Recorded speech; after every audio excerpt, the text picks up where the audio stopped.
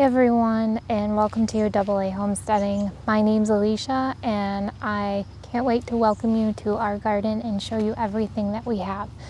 This is our new garden that we started, and it is much larger, and we have a bunch of new things to show you. Starting off with the new things, behind me we have sunflowers, and I am just so excited for these. We haven't grown these before. These are new to us as well. They're growing beautifully, and I cannot wait to harvest the seeds from them and do all kinds of different flavors with the seeds. All right, guys, here are the sunflowers. We have two different kinds. We've got Morning Sun and Titanium. The fence that you see there, that was just temporary. We're gonna go ahead and take that down a little bit. We just put it there for animals so they wouldn't get in here and eat them before they could grow. All right, everyone, the next thing on the list that I have to show you in the garden that I really wanted to show you just because how beautiful they are. I guess I was taken aback a little bit at how beautiful they are. We have not grown these before, so I am excited to say that they are growing beautifully. I would like to do a close-up too to show you just what they look like. And I hope it shows on camera just how beautiful that these guys are. These here that I just showed you, these are red cabbages. We have 4 of them growing now, and they are stunning. If you have the room to grow them, I suggest, just because they're beautiful. On the same row for the brassicas, we have cabbage here. Please forgive me, I can't remember what kind of cabbages they are, but these kind of took me back as well, just for the size that they are. I didn't expect them to get that big either, and the leaves on these are not as colorful, but they are still really beautiful. These that we have here are going to be our kohlrabies. That one is coming in beautifully, as you can see. The other ones are a little bit behind. It looks like I might have to thin a couple of them out, but I'm really excited for these. I haven't had one in a long time. If you haven't had a kohlrabi, the flavor, the way that I can best describe it, is almost like a cabbage, I guess. I like to peel the outer layers and then put salt on it and then just eat it like it is. It's really good. Okay, guys, more brassicas for you. These ones are going to be broccoli. And as you can see, there's just a tiny guy in there, but they are coming along. Now, we usually have these covered up, but for you guys, I took it off just so I could show you. I absolutely love broccoli. I love it all kinds of different ways. I like to throw some olive oil on it, put it in the air fryer. You can bake it in the oven. I even eat it raw. Depends on what you like. All right, here are our cauliflower. You can see we've got some coming in here nicely. Just starting to form their heads. Now, usually when you are picking them, you know, broccoli or cauliflower, when you know that they're ready is when the head has formed tightly. It's compacted, not loose. Our Brussels sprouts here, we've got actually quite a few of these. I thoroughly enjoy Brussels sprouts. I may be the only one in the world that does, or at least in my family that I know, that enjoys these. And these take up a majority of our row that we have here, as you can see, quite a bit. And they're doing really good. You can see that they've got just little balls starting to form on there. And you can see we've got wood chips on here. Now, the reason why we do that wood chips like that is it helps keep the roots cool. So we're just trying to prevent them from bolting. It has been hot the last couple days, but they are doing great and I'm not concerned at all at this point.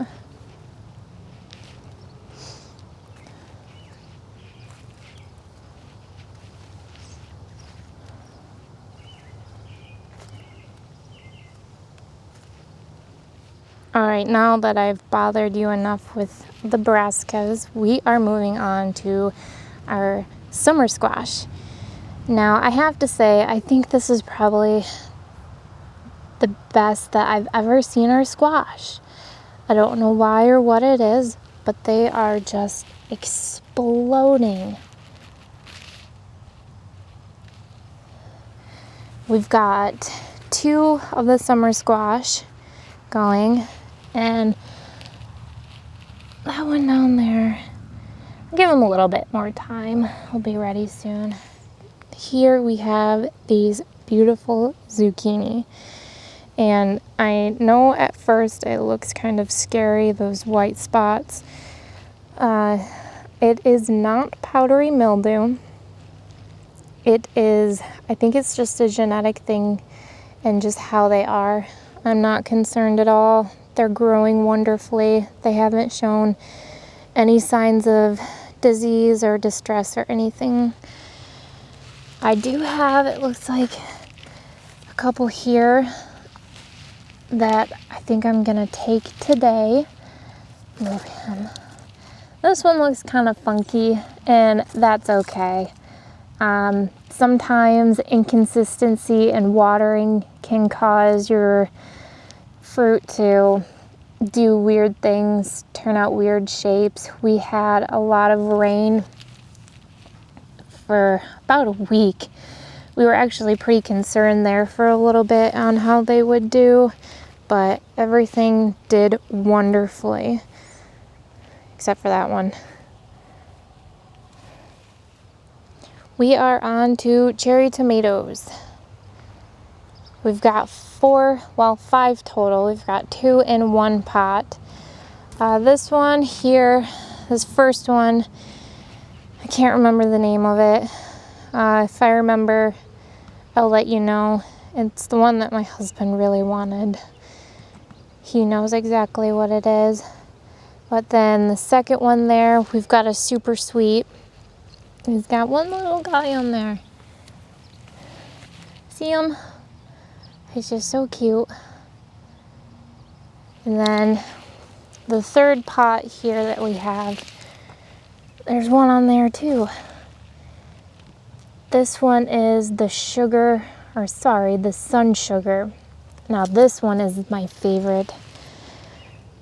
Well, I can't say favorite because I haven't had it yet, but I'm really excited about this one. I can't wait to try it out.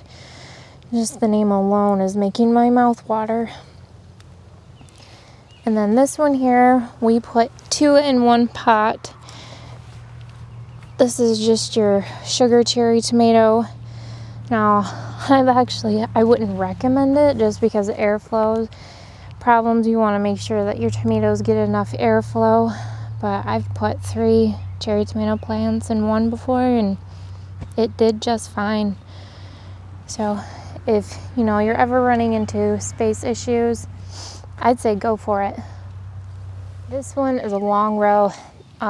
We have, I'd say, close to 20 tomato plants. So I'm not going to show you every single one because they're pretty much the same in this row. We've got Jet Star and Jet Setters in this row, and these are our indeterminate tomatoes, and they are wild. If you have not grown them before, prepare yourself. We put a fence up. I believe it is a 7 or 8 foot tall fence. I cannot remember exactly. It's escaping my brain right now. But they will grow up to that, if not probably over. The purpose of the fence, though, was for them not to grow on it, but to clip them to it so they can grow up as tall as they want. We're having problems with them growing in between the fence just because we can't be here constantly. We are still at our current house while the garden here is at another place, so we can't keep an eye on them as much as we would like to, but they are growing nicely. I have no complaints there with them. I do trim the bottom leaves on there just because we don't want any diseases. The water splashes on them and it could cause issues there, so we do trim those. I'm thinking what we're gonna do, just because we have so many, we are gonna do a little experiment. Sometimes with indeterminate tomatoes, you can grow on one stem, the main stem that they have. Some sources say up to 4 stems, no more or less than that, but I think we are gonna do at least a couple on one stem, some on 2, then 3, and then 4, and see how that goes. The reason why, just because they get so out of control, which is fine. I think we might leave a couple just to see how it is. The reason why for this experiment, just because we want to see what happens. What is going to give us the best amount of produce out of what we're doing. So I'd love to keep you excuse me, love to keep you updated on that and let you know how it goes. I just wanted to give you a back view of the tomatoes and where the clips are and how they're growing. It's easier on this side just because of how crazy they do get, but as far as how I'm trimming them from and how high I'm going, like this one, just because he's down and going towards the ground, I'll get in there and go ahead and trim him out. I can see on that one I'd probably get him too, but just to show you guys what I'm doing. That one down there. Now these ones, I've been trimming them. They are trying to sprout tomatoes from the bottoms as well. That just goes to show you how crazy these things are. I mean, they are nuts. All right, guys, look at all these beans. We have about 114 feet of just beans, not including what's behind you, which is a lot. I know it seems crazy, but we love beans and we have a family to feed as well. We like to can a lot of them, and when I say can, I mean pickle. They are delicious. So if you haven't tried that, I would definitely say go for it. But we have so many different varieties of beans that I can't wait to show you. I think my favorite and what I'm excited about are the purple beans that we planted. I wanted to plant them just because they're purple. Unfortunately, when you cook them, they do turn green, but still, it's purple. How cool is that? All right, you guessed it, more tomatoes. But these ones here are a little bit different than what we have over there. We do have here this one that I'm very excited about. He's called Mr. Stripey. Now, when he starts having tomatoes, I can't wait to show you what they look like. And then these 3 here that we have are green giant tomatoes. I really wanted these in here just because fried green tomatoes. If you haven't had those, I highly suggest you try it. I've had it once and it was really good. We are now on to the cucumbers. We have, I can't remember how many plants we have. But there's quite a few, just enough to give us what we want. At least we hope so.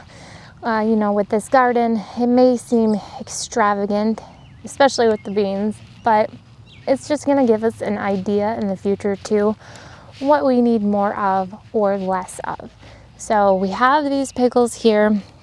There's 2 different varieties. I believe we have the Chicago pickling cucumbers and the dark cucumbers. I do remember that. There, it looks like maybe some are ready to be harvested yet, but I gotta get in there and get a closer look at those. I'm trying to train these to go up the fence that we built here, just so they're not laying on the ground and spreading everywhere else. I do want them to go up. So we are working on that. I know you can't see all of it, but I've got some back here. They're starting to try to vine out that way. I kind of want them to come back in. I don't want them to touch the electric fence that you can see that we have out there to keep animals out. So I'm gonna pull those guys back in, clip them up, and get them to go. We finally made it to the peppers. All right, this lengthy row here, we have banana peppers and jalapenos. These are the non-spicy version for me. I am not big on spice, never have been. I just can't seem to tolerate it that well for some reason. And that's why we have the jalapeno. I love cowboy candy, and when you let it set for a while, it gets spicy. So we have those specifically for me and anyone else in the family who does not enjoy spice, which there are a few.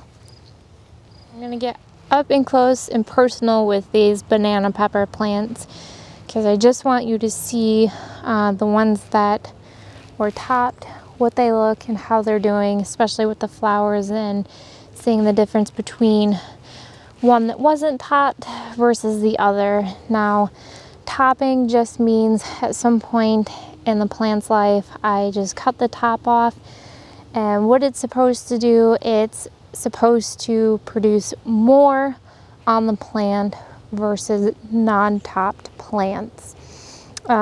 We stick to the smaller version of the vegetable that it's going to grow on it. You don't want to do that with bell plants, just because they don't tend to do well with that. All right, let's get up close and personal. All right, this is one that has been topped, and I don't know if you could see here all the flowers that he is producing. This one, in my opinion, that was topped, he seems to be doing a lot better. He's doing really well. Oh, we got a spot on that. It's okay. I'll take him off. Put energy into other ones. But yeah, he's doing pretty good here.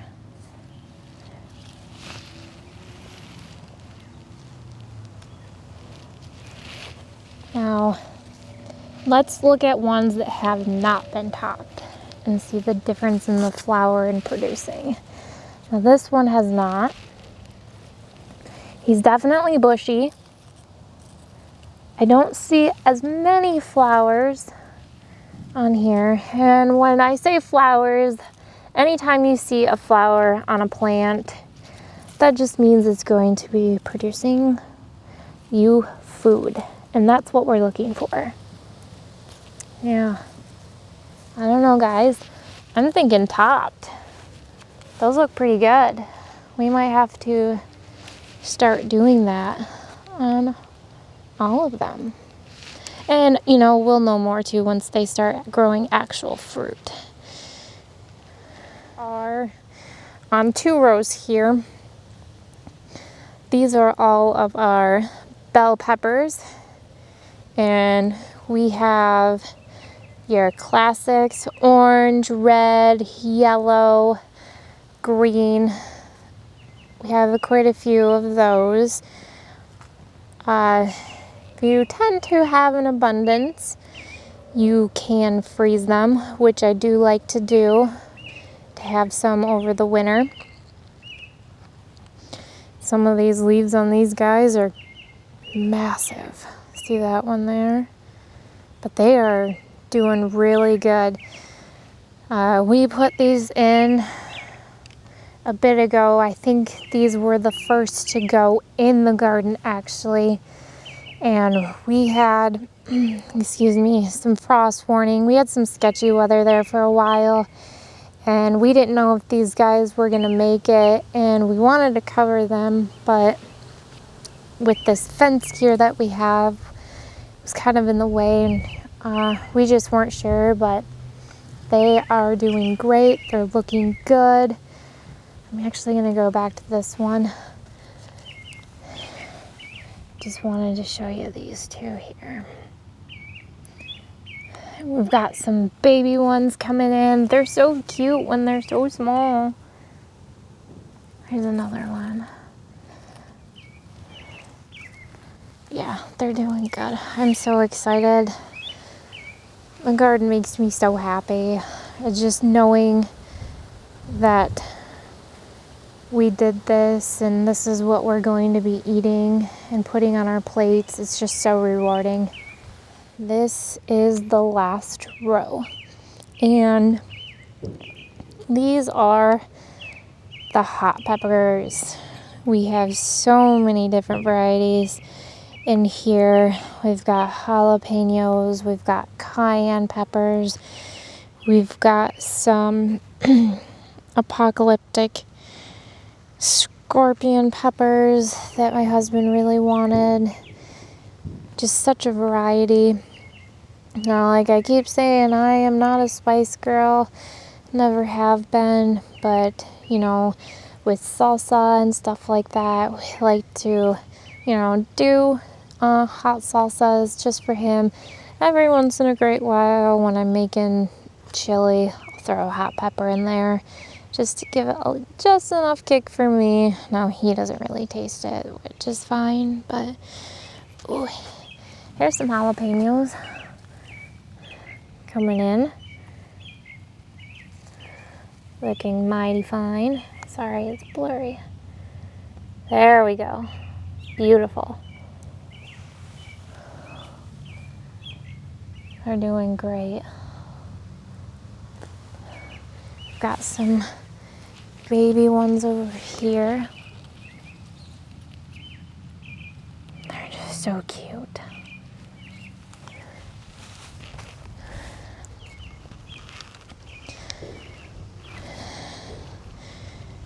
These are the jalapenos here, and they are different in heights and sizes, and you know, that's fine. Nothing's gonna grow the same. It's just part of gardening. They're gonna do what they want at their own pace, and that's quite all right.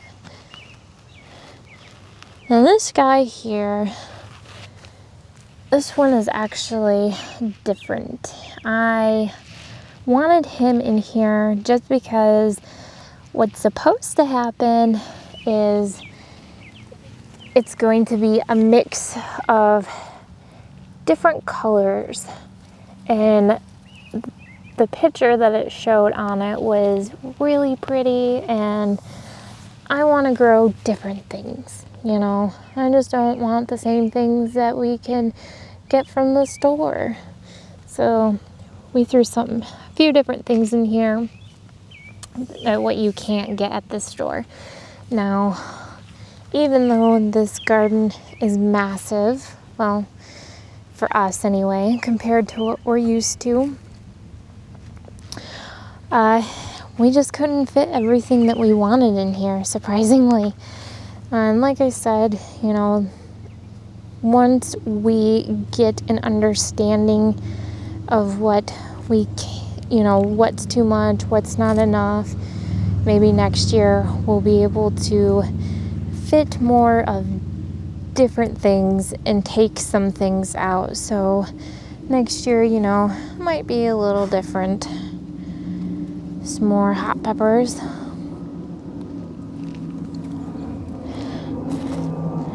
Okay guys, well that is the end of the garden tour. I really hope you enjoyed going through the garden with me today on showing you some of the same things, some of the new things that we're growing, and our new journey with us. I'm really excited to show this to you guys and what we're doing and what we have in the garden and what we're growing, and hopefully you can join us and enjoy the same thing with us as well. I have more things to do in the garden. We are actually putting flowers on the outside too. We have a couple different varieties, and later on I'll go over those with you, just what we're doing there to help keep pests out. All right, thanks again you guys so much. I hope you have a great day. Take care, wear your sunscreen, and drink water.